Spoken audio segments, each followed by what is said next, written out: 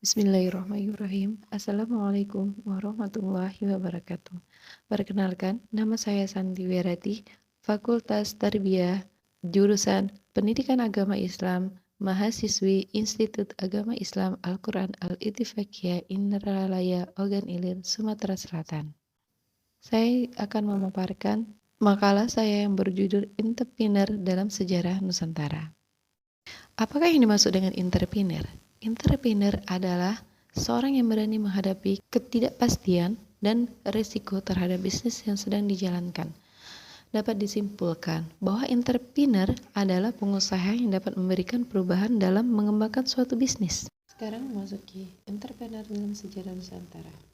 Historisnya, wirausahaan sudah dikenal oleh Richard Castine sejak tahun 1755 di luar negeri. Dan saat di Indonesia baru dikenal pada abad ke-20. Fenomena pertumbuhan ekonomi Indonesia selama ini ternyata didominasi oleh kalangan entrepreneur. Kebutuhan akan pangan yang merupakan kebutuhan primer sejak zaman praaksara berusaha mencari sumber pangan dengan cara nomaden, yaitu berpindah tempat, dan juga dengan sistem barter, bertukaran. Menurut fakta sejarah kehidupan masyarakat, sejak ratusan tahun lalu, sebagian besar atau mayoritas masyarakat Indonesia hidup dari hasil pertanian. Hanya masyarakat di pinggir pantai lah yang terlibat perdagangan kecil-kecilan dan belum pernah masuk ke perdagangan internasional. Sejak munculnya Kerajaan Sriwijaya sebagai kerajaan maritim, dimulailah perdagangan ekspor secara barter. Dan pada zaman itu juga, para pedagang Indonesia telah aktif berdagang. Kemudian, Indonesia didatangi oleh orang Portugis, disusul kongsi dagang Belanda. Yang sering kita dengar adalah VOC. Dari penjajahan Belanda, Inggris, serta Jepang yang semakin melumpuhkan kegiatan dunia usaha orang Indonesia, baik yang menyangkut perdagangan lokal, antar pulau, maupun perdagangan internasional.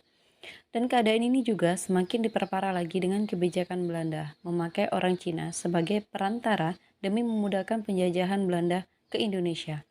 Akan tetapi, kebijakan penjajahan Belanda ini malah mendorong pemerintahan Indonesia untuk membuat perundang-undangan dan ketentuan yang memberikan dorongan munculnya para pedagang dan pengusaha wirausaha di kalangan rakyat Indonesia.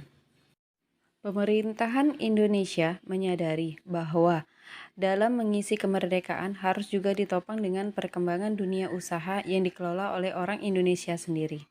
Dalam mewujudkan hal ini, pemerintah Republik Indonesia mengeluarkan lisensi istimewa untuk kalangan pribumi, yaitu memberi kemudahan mendirikan perusahaan, mendapatkan izin impor dan ekspor, kemudian mendapat kredit, propaganda, pembentukan koperasi, dekret ekonomi, dan yang terakhir pembuatan beberapa peraturan untuk undang-undang mendorong pertumbuhan ekonomi nasional.